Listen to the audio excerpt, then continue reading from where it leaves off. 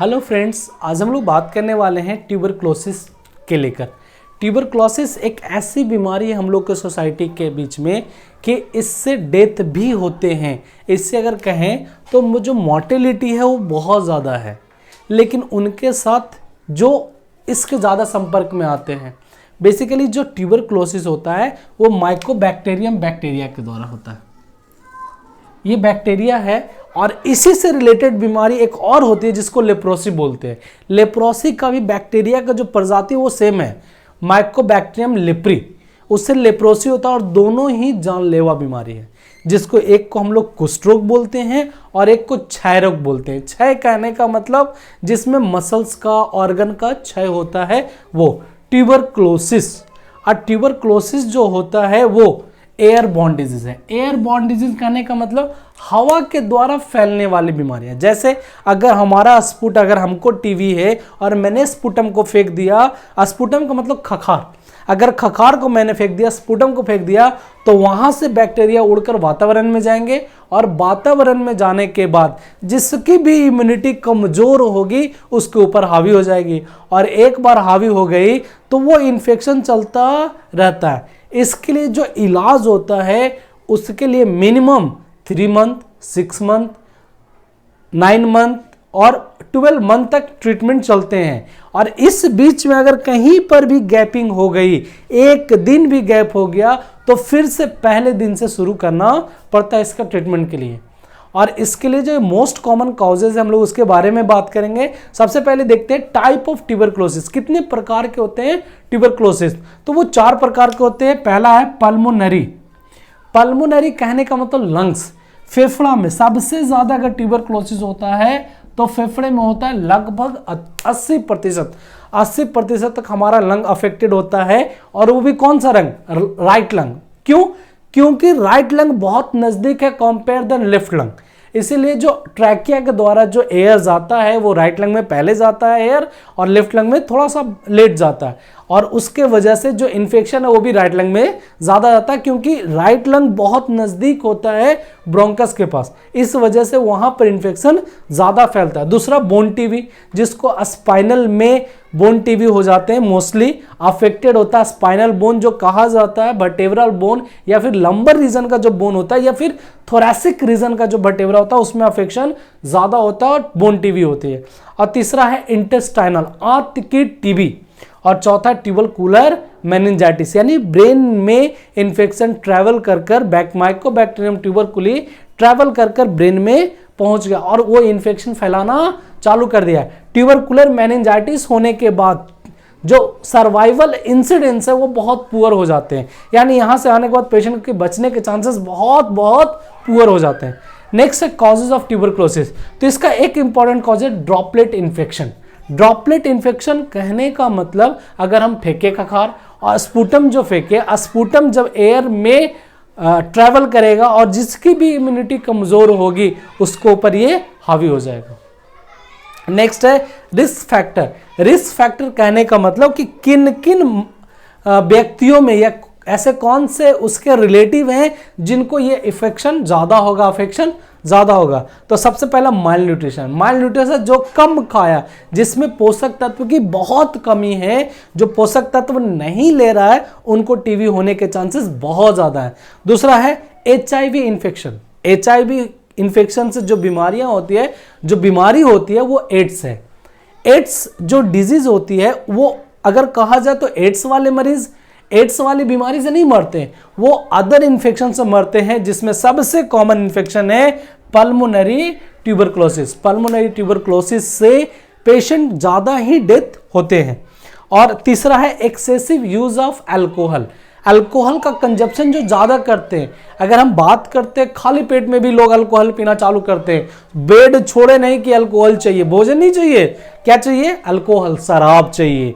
और शराब जितना ज़्यादा पिएंगे टीबी का खतरा उनको उतना ही ज़्यादा रहेगा। नेक्स्ट है पॉवर्टी। पॉवर्टी का मतलब गरीबी। जहाँ पर गरीबी है वहाँ पर ट्यूबरक्लोसिस पेशेंट बहुत ज़्यादा मिलेंगे, और खासकर पल्मोनरी ट्यूबरक्लोसिस उनको ज़्यादा होगी, अफेक्शन ज़्यादा होगी। अभी तक जो भी मैंने बताया आपको वो रिस्क फैक्टर थे। रिस्क फैक्टर वो इंपॉर्टेंट फैक्टर होता है, क्यों?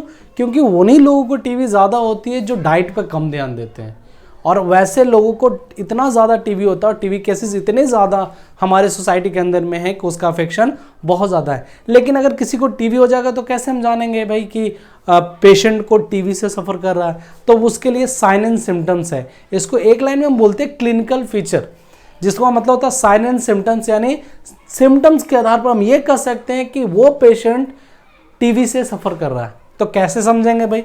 तो सबसे पहले उसके अंदर में वीकनेस आएगा।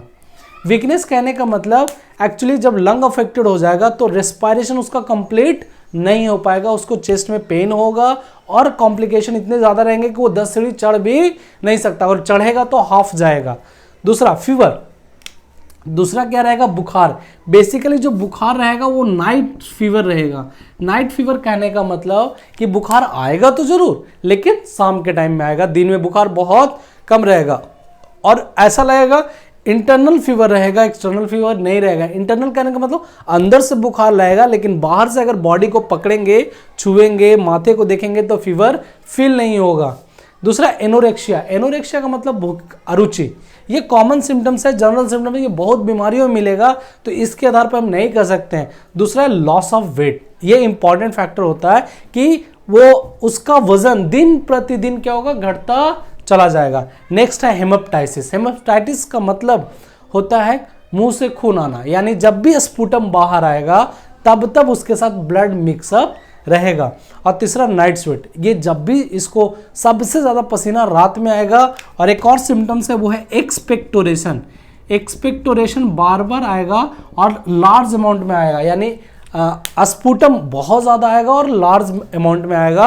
और इस आधार पर हम कह सकते हैं कि this patient is suffering from tuberculosis. तो इमीडिएटली आप उसको जाकर ट्रीटमेंट की ज़रूरत पड़ेगी। लेकिन इस सिम्टम्स के आधार पर हम आइडेंटिफाई नहीं कर सकते कि पेशेंट सच में ट्यूबरक्लोसिस का है। तब उसके लिए क्या होता है? इन्वेस्टिगेशन, जिसको हम लोग जांच बोलते हैं या लैब डायग्नोसिस बोल सकते हैं। इन्वेस्टिगेशन का दूसरा नाम होता है लैब डायग्नोसिस। तो आप इसके आधार पर आप ये कह सकते हैं कि पेशेंट को टीबी हुआ। सबसे पहला CXR। CXR का मतलब चेस्ट एक्सरे। चेस्ट एक्सरे कराएंगे, वो भी PA व्यू। PA व्यू का मतलब होता है पोस्टेरो एंटेरियर, यानी पीछे से आगे की ओर एक्सरे निकालेंगे, तब हमको पता चल जाएगा।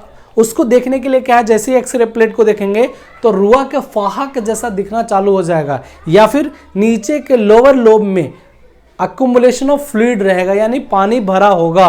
तब उसके आधार पर हम कह सकते हैं patient is suffering from tuberculosis. दूसरा ESR। ESR बहुत बड़ा हुआ रहेगा। ESR का मतलब होता है erythrocyte sedimentation rate. Erythrocyte sedimentation rate. ये टेस्ट कराएंगे तो इसके आधार पर ESR बहुत ज़्यादा बड़ा रहेगा, मोर देन 40, 50, 60 ऐसे रहेगा, mm in 1 hour, millimetre in 1 hour. तीसरा AFB ऑफ स्पुटम। AFB का मतलब होता है एसिड फास्ट बेसिलाई। जो खखार निकला है उसका जब जांच कराएंगे तो वहां पर पता चलेगा कि पेशेंट को टीबी हुआ है या नहीं। और नेक्स्ट है CBC। CBC का मतलब होता है कंप्लीट ब्लड काउंट। और नेक्स्ट है मॉन्टुक्स टेस्ट। अगर ये सब टेस्ट नहीं करा सकते, पेशेंट उतना एफर्ट नहीं कर सकता, तो only one test for the help for diagnosis of tuberculosis, यानी एक टेस्ट सिर्फ आपको हेल्प करेगा, वो है मॉन्टुक्स टेस्ट। इसका रिपोर्ट 72 घंटे में आता है, यानी 3 डेज में आता है। और इसमें क्या होता है? एक इंजेक्शन होता है जो एपिडर्मिल में लगा दिया जाता है, एपिडर्मिस में लगा दिया जाता है, और 72 घंटे तक उस पार्ट में ना तेल लगाया जाता, ना साबुन लगाया जाता, ना सरफ इस्तेमाल करता, ओनली फॉर पानी इस्तेमाल कर सकते हैं, लेकिन 72 घंटा तक उसके ऊपर कुछ नहीं कर सकते। और ये आपको बता देगा पॉजिटिव है कि नेगेटिव, यानी ट्यूबरक्लोसिस पेशेंट को है या फिर नहीं। तो इसके आधार पर आप कह सकते हैं कि patient is going in tuberculosis. दूसरा, अगर मान लिया जाए किसी को टीबी हो जाता है तो आप क्या करेंगे? तो सबसे important thing is general management is more important. General management में क्या करेंगे? सबसे पहला डाइट मैनेजमेंट करेंगे। Diet management is important. Diet management कहा जाता है 80% tuberculosis patient recover by when taken of food. अगर सही मात्रा में वो अच्छा भोजन लेगा तो वो 80% तक ठीक हो जाएगा विदाउट मेडिकेशन। लेकिन विथ मेडिकेशन आपको देना ही पड़ेगा क्योंकि ट्यूबरकुलोसिस है। इसके अंदर में जो भी दवाइयां दी जाती है वो अकॉर्डिंग फिजिशियन, डॉक्टर के अनुसार वो दवाइयां आपको चलनी चाहिए। और डाइट मैनेजमेंट होना चाहिए। डाइट में हाई प्रोटीनियस डाइट लेना चाहिए, जैसे नॉन वेजिटेरियन डाइट यहां पर हेल्पफुल होता है for the recovery of tuberculosis patient. तो नॉन वेजिटेरियन डाइट आप ज्यादा मात्रा में लें। और वैसे स्थिति में टाइमिंग इज इंपॉर्टेंट। डाइट का जो टाइम है वो इंपॉर्टेंट है, उसको आप ध्यान रखेंगे और उसको एकदम टाइम पर, अगर आपने रूटीन बना दिया 7 बजे आपको नाश्ता लेना है, 10 बजे 2 रोटी लेनी है, 2 बजे हमको कुछ खाना खाना है, लंच लेना है, 4 बजे स्नैक्स लेना है, 8 बजे सो जाना है, और इस बीच में डेली बेसिस पे आप एग ले सकते हैं। एग बहुत हेल्पफुल करता है, खासकर जो देसी अंडा होता है जैसे बत्तख का, मुर्गी का, अगर आप ये खाएंगे तो ज़्यादा हेल्प करेगा आपको ट्यूबरकुलोसिस के रिकवरी में। और इस बात का ध्यान है, बाकी according the physician you have some medicine should be taken, यानी डॉक्टर के आधार पर कुछ दवाइयों का सेवन आप करेंगे। ऐसे ही इंफॉर्मेटिव वीडियोस के लिए आप इसे सब्सक्राइब करें और शेयर कर सकते हैं अपने दोस्तों के साथ, ताकि ऐसे ही नॉलेजेबल वीडियो आपको मिलता रहे।